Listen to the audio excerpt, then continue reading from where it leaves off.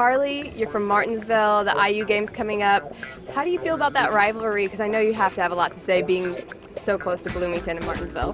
It's always a huge game because I grew up going to IU volleyball games, IU basketball games, IU soccer games, everything. I was what they call an IU fan.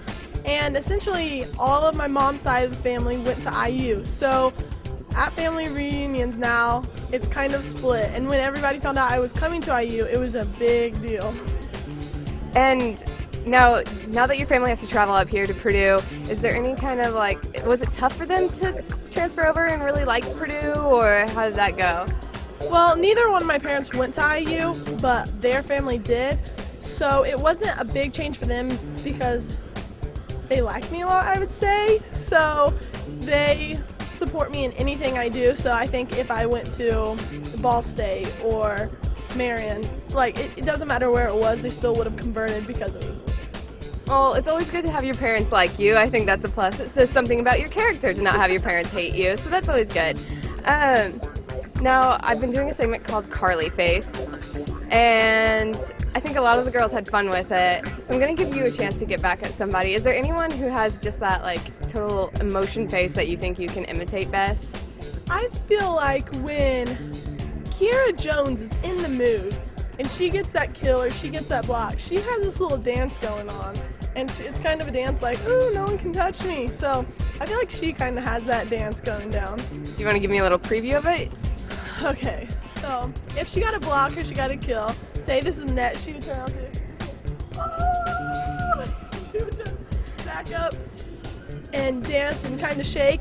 But then in the locker room, she tells us she can't imitate it and she doesn't know what we're talking about. But I don't believe her. So it's just like a subconscious thing then. Exactly. But I also understand what she means by that, because everybody says the Carly face, but I can't just stand here and open my mouth really big and say, I got excited for something. It's just natural. So I definitely see where she's coming from. It's understandable. Now, who do you think did the best with Carly Face? That's tough. I don't know. I would, again, have to say Kiki, because she likes to make fun of me a lot, so she probably has the most practice doing it, so she was pretty good at that. I think I can recall it, and she was pretty good. I mean, none of the girls did terrible with it. I think Exactly, except Catherine Rybarczyk's. Hers was a little different and wasn't the same, but no, not hers. We saw a different side of you with Catherine, that was for sure. Now, you're a team leader, and you got, I believe, 30 digs in a game. Only 9 players have done that in Purdue's history. That's a big deal, and you're coming up on 1,000 digs. How does that feel? That's a huge accomplishment.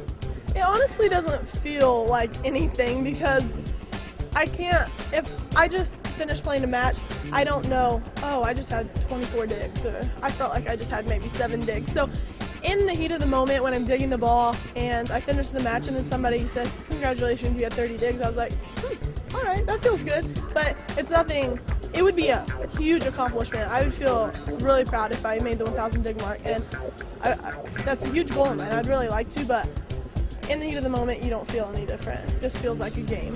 It's always so modest, and good luck in the game coming up. Good luck with that 1,000 dig mark. And join us next time for more volleyball on Boilermaker All-Access.